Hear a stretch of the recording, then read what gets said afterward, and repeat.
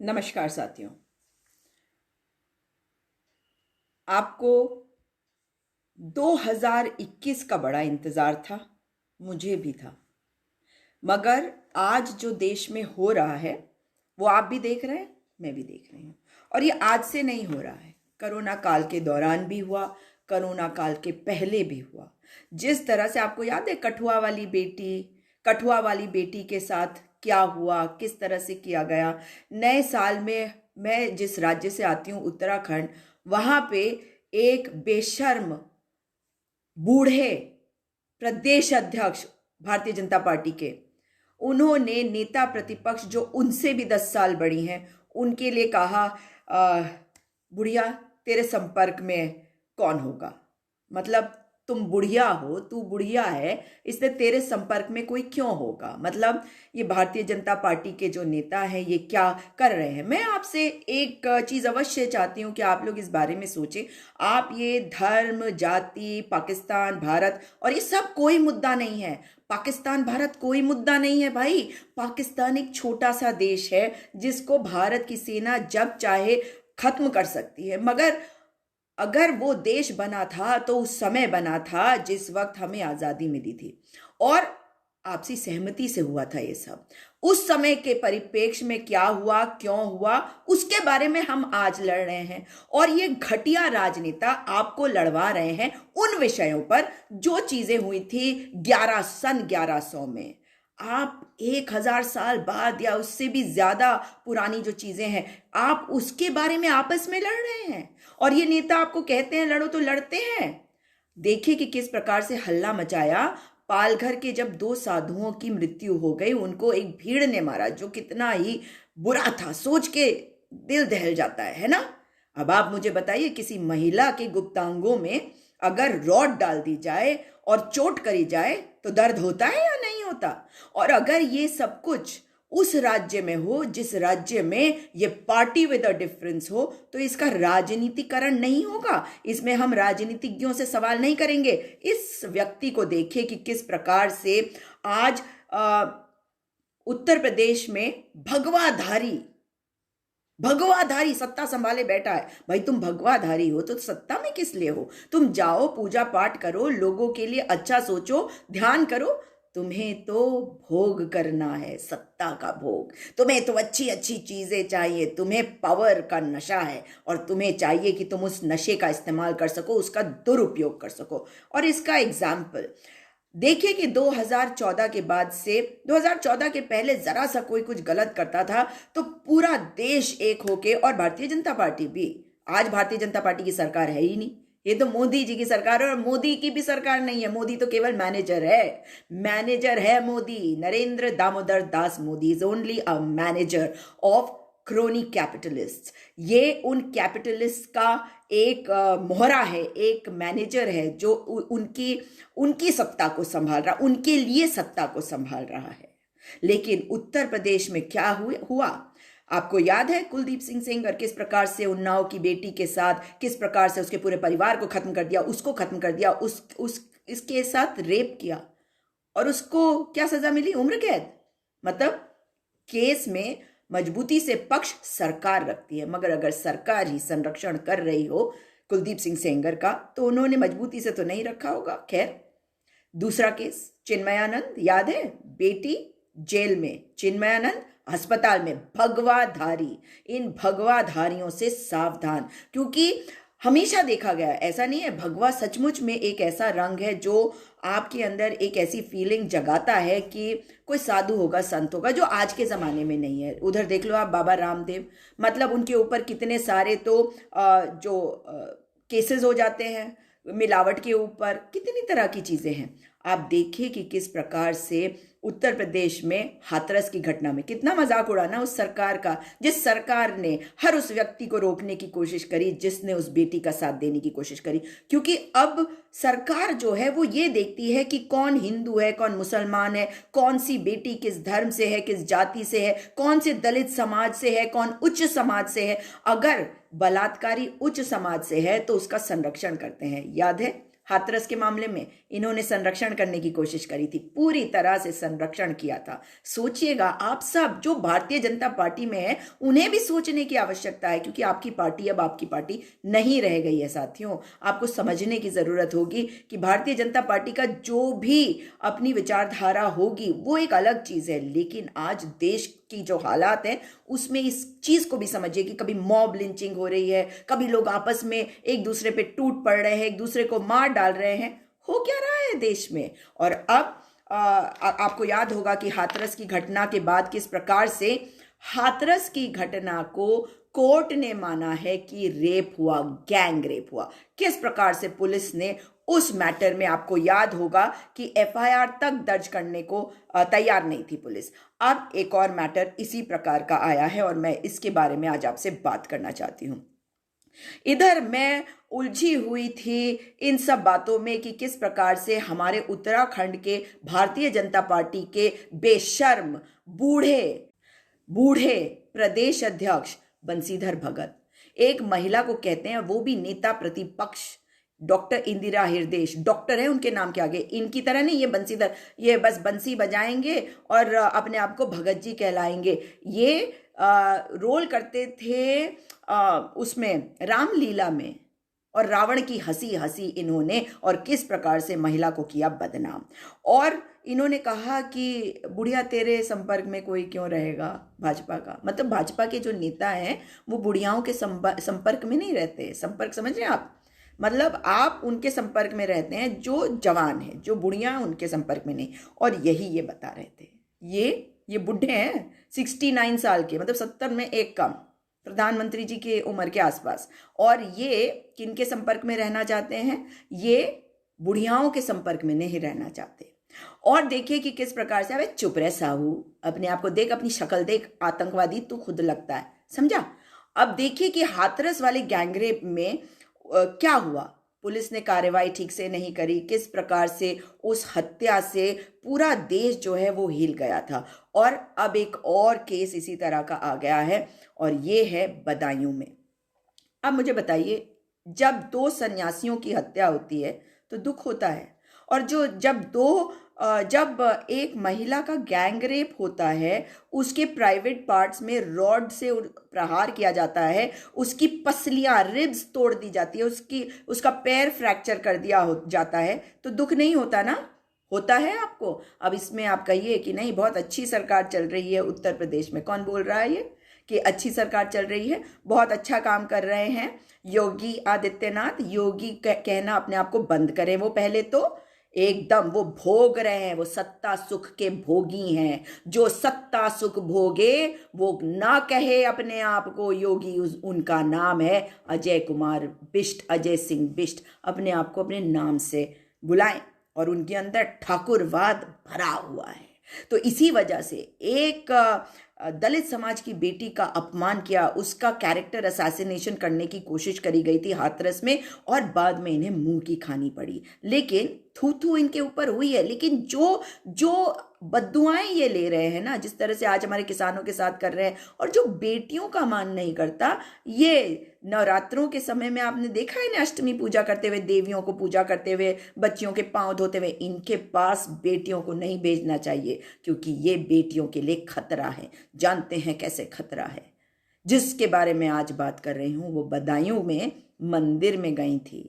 मंदिर में जाने वाली एक बेटी नहीं थी, मां थी। 50 साल की महिला, 50 साल की, क्या कहूं, बेटी तो नहीं कह सकती ना महिला को, मां थी, आंगनवाड़ी वर्कर थी। और ये इस मंदिर में गई, और वहां का किसने, वही महंत, भगवाधारी महंत संत। अब बोलो, जोर जोर से बजाओ ताली अंधभक्तों, बेशर्मो, शर्म नहीं आती? भगवे को भी तुमने कलंकित कर दिया, उस पे भी खून लगा दिया, उसमें भी तुमने अपराध का रंग दे दिया। और देखो कि किस तरह से जब ये महिला शाम के 6 साढ़े 6 बजे मंदिर गई पूजा करने के लिए, तो जानते हैं इसके साथ क्या हुआ?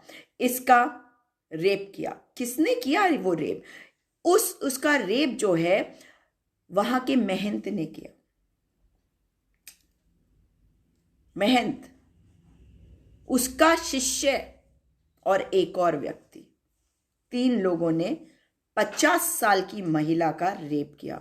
तो अब मंदिर जाया जाना चाहिए। जब हाथरस की बेटी के बारे में बात हो रही थी तो कहा गया था कि वो खेतों में गई, तो खेतों में इसलिए गई क्योंकि वो उसका दोस्त था, ऑनर किलिंग हो गई और तमाम तरह, और फंडिंग की भी बात हुई थी ना कुछ, कि कहाँ से पैसा आ रहा है इसलिए हो रहा है, तमाम तरह की बातें आप लोगों ने करी थी।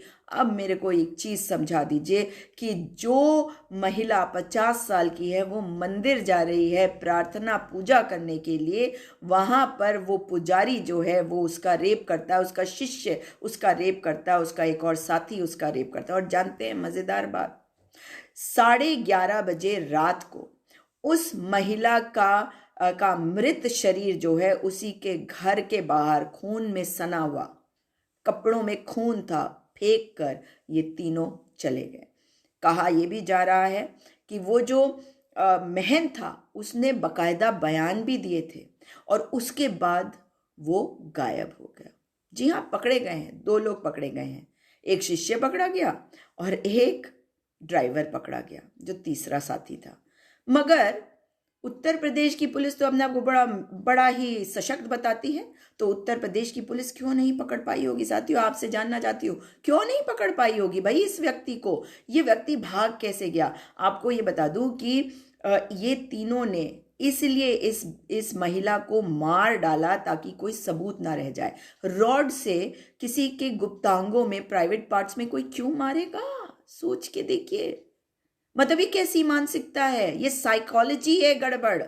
ये जो देश में ऐसा माहौल बना दिया है ना, हर कोई हर एक से लड़ रहा है, टीवी पे लड़ रहा है, सड़क पे लड़ रहा है, हर जगह लोग लड़ रहे हैं भाई। और इसी कारण से आज लोगों ने एक दूसरे पे भरोसा भी करना बंद कर दिया है और एक दूसरे की हत्या तक कर रहे हैं, और इस जघन्य तरीके से। और ये जो जिन्होंने हत्या करी ये हिंदू ही हैं, महंत हैं, महंत।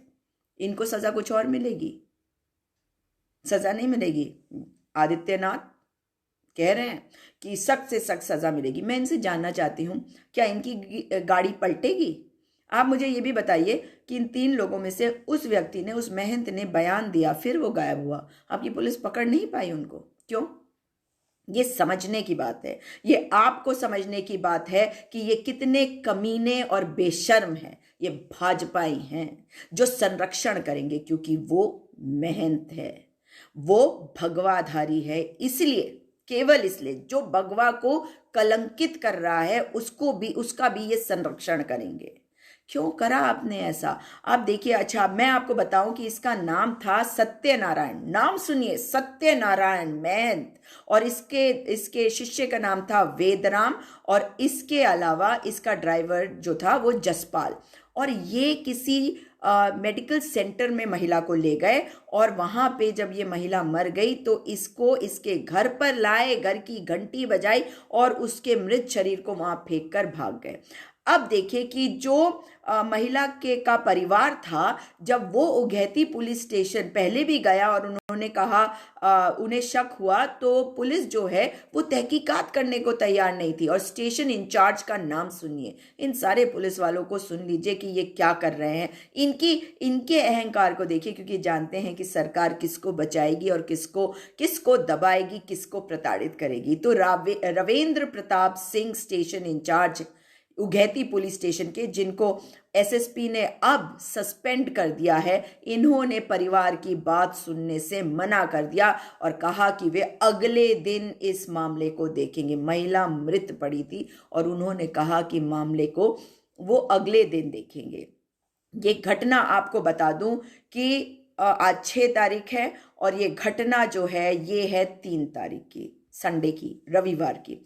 3 तारीख को ये घटना होती है। 4 तारीख को पुलिस जो है इस महिला के घर जाती है और उसके मृत शरीर को पोस्टमार्टम के लिए ले जाती है। पोस्टमार्टम 18 घंटे के बाद होता है, मतलब जो मृत शरीर मिला 11:30 बजे, उसके 18 घंटे बाद, मतलब अगले दिन भी आप समझ लीजिए कि शाम हो गई होगी जब इसका पोस्टमार्टम हुआ। और डॉक्टर ने कहा कि उसके जो प्राइवेट पार्ट्स थे उसमें बहुत चोट करी गई थी और बहुत सारा खून ब्लड लॉस हुआ था, बहुत खून बह गया था और उसके पैरों में और उसकी पसलियों में फ्रैक्चर्स पाए गए थे। मतलब मार मार के उस महिला को खत्म कर दिया गया था। मतलब अब आप मंदिर भी नहीं जा सकते, या भारतीय जनता पार्टी की सरकार को कोई फर्क नहीं पड़ता, या आप लोगों को इंसान होने के नाते ये फर्क नहीं पड़ता। आप नहीं चाहते कि कोई भी महिला मंदिर जाए। महिलाओं को आप इतना दबाना चाहते हैं कि अब आप नहीं चाहते कि दलितों की तरह वो मंदिर भी जाए। पोस्टमार्टम रिपोर्ट, अब मेरी बात को सुनिएगा, पोस्टमार्टम रिपोर्ट आने के बाद पुलिस ने एफआईआर दर्ज करी, उसके पहले नहीं करी।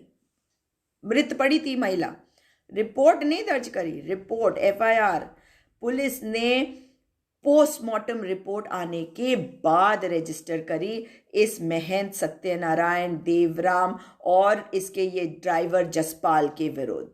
और 4 टीमें बनाई गई हैं कहा जा रहा है, और उन्होंने जो बयान दिया है वो जो भी है, 2 लोगों को पकड़ लिया गया है, शिष्य को और ड्राइवर को। वो व्यक्ति कहाँ है? भागा हुआ है। अपना बयान भी दिया उसने लोगों के सामने और उसके बाद भाग गया। और एसएसपी संकल्प शर्मा ने एसएचओ जो हैं उघैती पुलिस स्टेशन के, उनको सस्पेंड कर दिया है। एनसीडब्ल्यू ने रिपोर्ट मांगी है और बहुत बहुत तकलीफ हो रही है ये सोच सोच के कि किस तरह से ये सब कुछ हुआ है। और देखिए कि अब कहा क्या जा रहा है कि मुख्यमंत्री के आदेशों की वजह से Prashant Kumar ADG law and order, वही याद है आपको जिन्होंने हाथरस की बेटी के लिए, यही प्रशांत कुमार ने कहा था कि बेटी का रेप नहीं हुआ, उसका कोई प्रूफ नहीं मिला। यही प्रशांत कुमार, जिसको आज का कानून भी नहीं पता, कानून की किताबें भी नहीं पढ़ता है, और ये एडीजे लॉ एंड ऑर्डर है और ये कह रहा है कि मुख्यमंत्री के आदेशों पर इन्वेस्टिगेशन हो रही है। और बदायूं के जो डिस्ट्रिक्ट मैजिस्ट्रेट डीएम है प्रशांत कुमार, वो क्या कह रहे हैं, मतलब दोनों ही का नाम प्रशांत कुमार है, तो वहाँ के डीएम कह रहे हैं कि इसको नेशनल सिक्योरिटी एक्ट के तहत मतलब रजिस्टर करने की कोई ज़रूरत नहीं है, और अगर ऐसा हुआ, अगर ऐसा है तो इसको हम रजिस्टर करेंगे और इसमें तहकीकात उसी हिसाब से करेंगे, एनएसए के तरह से। लेकिन मैं जानना चाहती हूं कि वो व्यक्ति गायब कैसे हो गया? वो व्यक्ति जिसने वो अपराधी, वो हत्यारा, वो बलात्कारी उत्तर प्रदेश की आदित्यनाथ भगवाधारी के राज में कैसे भाग गया? उसकी पुलिस इतनी कमजोर है। एक तरफ तो आदित्यनाथ आप कहते हो कि आपके यहाँ अपराधियों को आपने कह दिया है यहाँ पे रहना है तो सुधर जाओ, वरना यहाँ से चले जाओ, और नहीं तो तैयार हो जाओ कि तुम्हें पकड़ा जाएगा, तुम्हें सजा दी जाएगी। और आपकी पुलिस मौका देती है इनको भाग जाने का। इनको तो आप पकड़ेंगे नहीं ना, इनकी गाड़ी पलटेगी नहीं। मगर सच्चाई ये है कि इन्हें क्या दर्द समझ में आएगा। ये तो परिवार छोड़ा है, ठीक हमारे प्रधानमंत्री की तरह। जिसका परिवार नहीं होता वो परिवारों के दर्द को नहीं समझ सकता। जिसकी बेटियां नहीं होती वो बेटियों के दर्द को क्या समझेगा? बेटियां ना हो लेकिन माँ तो है, मगर जिसने माँ छोड़ दी देश के लिए, देश सेवा के लिए, वो क्या समझेगा किसी महिला का दर्द? जिसने अपनी बहन से राखी नहीं बंधवाई, जिसने परिवार छोड़ दिया, सब कुछ छोड़ दिया, कहते हैं खुद ही प्रधानमंत्री तो कहते हैं कि सब कुछ छोड़ दिया। और आदित्यनाथ तो अपने पिताजी की अंतिम क्रिया में भी नहीं आए थे, उनकी जगह वो अमन मणि त्रिपाठी आ रहे थे, जिनको अरेस्ट करा गया था बाद में। लेकिन किस प्रकार से समझेंगे ये आपको समझने की आवश्यकता है कि ये बेशर्म है। ये इनके अंदर कोई फीलिंग नहीं है, इनके अंदर संवेदना नहीं है। इन्हें कोई फर्क नहीं पड़ता कि आपकी बेटी का बलात्कार हो रहा है, आपकी बेटी मर रही है, उसकी हत्या करी जा रही है, उसके साथ क्या हो रहा है। ये नारे देते हैं। ये नारों वाली सरकारें जो हैं, इनसे रहो सावधान। ये केवल नारे आपको देकर आपको बेवकूफ बनाती है। ये केवल आपको झूठ बोल के आई है। आपको बोल के आई थी ना कि ये सारे एक समुदाय को बुरी तरह से निकाल देंगे। निकाल पाए हैं? नहीं। मगर ये वो सब चीजें करते रहते हैं ताकि नैरेटिव बना रहे कि ये कुछ कर रहे हैं, और आपको ये दिखाते हैं और पीछे से वो करते हैं जो इन्होंने हमारे किसान भाइयों के साथ किया। आपको आके कहते हैं कि रेल नहीं बेचेंगे, पीछे से रेल बिक जाती है।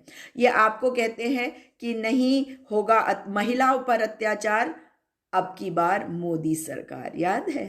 याद है आपको? तो महिलाओं पर होगा अत्याचार अब की बार आदित्यनाथ सरकार, अब की बार मोदी सरकार।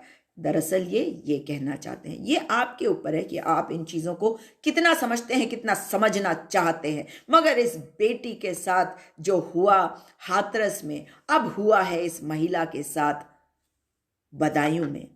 उत्तर प्रदेश की सरकार क्या कर रही है? आदित्यनाथ, आंखें खोलो, जागो। केवल ये कह देने से कि किसी के साथ गलत हुआ है तो कड़ी से कड़ी सजा दी जाएगी काफी नहीं है। और लोगों का एनकाउंटर करके, उनकी हत्याएं करवा के किसी को कभी भी न्याय नहीं मिला जिस तरह का न्याय आप देने की कोशिश करते हैं। क्योंकि आपको तो सत्ता चलानी आती ही नहीं। आपको तो यही नहीं पता कि कानून क्या होता है, कानून व्यवस्था क्या होती है। ये कानून जो बनाए गए हैं, इनके लिए इनका कोई मतलब नहीं है साथियों। इसलिए ऐसी सरकारों से रहे सावधान, ऐसे भगवाधारियों से रहे सावधान, क्योंकि यही वो बहरूपे हैं जिनके बारे में बचपन में बताया जाता है कि कोई आएगा, वो सन्यासी के रूप में आएगा, वो तुम्हें बेवकूफ बनाने आएगा, इसलिए उससे सावधान रहो। नहीं कहते बच्चों को, बताते हैं ना। हर समाज में इस तरह के लोग होते हैं, हर धर्म में इस तरह के लोग होते हैं, और हर बच्चे को यह समझाया जाता है बचपन में कि सावधान रहना कि इस तरह का बहरूप या कोई आएगा तो उससे बात मत करना, उसके साथ मत चले जाना। अब समय आ गया है कि आप भी इन्हें पहचानिए। किसी भी धर्म में कोई भी किसी भी महिला के साथ अभद्रता करता है तो उसे सजा मिलनी चाहिए। मगर आप देख लीजिए कि किस प्रकार से आप और मैं केवल यही कहते रह जाएंगे, मगर जो ये कर रहे हैं उससे कैसे लड़ेंगे? उससे लड़ने के लिए हम सबको एकजुट होना होगा, अपनी आवाज को बुलंद करनी होगी और इनसे सावधान रहना होगा। गलत लोगों को चुनेंगे तो सजा हम ही को भुगतनी पड़ेगी। इसलिए साथियों, आपसे निवेदन कर रही हूं कि जो बदायूं में घटना हुई है उसके बारे में अपनी आवाज उठाइए। यही तो हम कर सकते हैं। उठाइए ना अपनी आवाज, बोलिए, कहिए कि गलत हुआ है, कहिए कि सजा मिले, और कहिए कि एनकाउंटर करके खत्म करने के बजाय सख्त से सख्त सजा दो। पूछिए इनसे सवाल कि केस को मजबूती से क्यों नहीं रखा। कल कुलदीप सिंह सेंगर वाले मैटर में कुलदीप सिंह सेंगर को क्यों नहीं हुई मौत की सजा, पूरे परिवार को खत्म कर दिया। ये होता है ना न्याय? मगर ये न्याय है क्योंकि जो सरकार तथ्य पेश करेगी, साक्ष्य पेश करेगी कोर्ट में, कोर्ट तो उसी के हिसाब से अपना निर्णय देगी। और क्या भगवाधारी होने की वजह से इस महंत सत्यनारायण को बचा लिया जाएगा? ये पूछता है भारत कहाँ है? वो पूछता है भारत कहाँ है?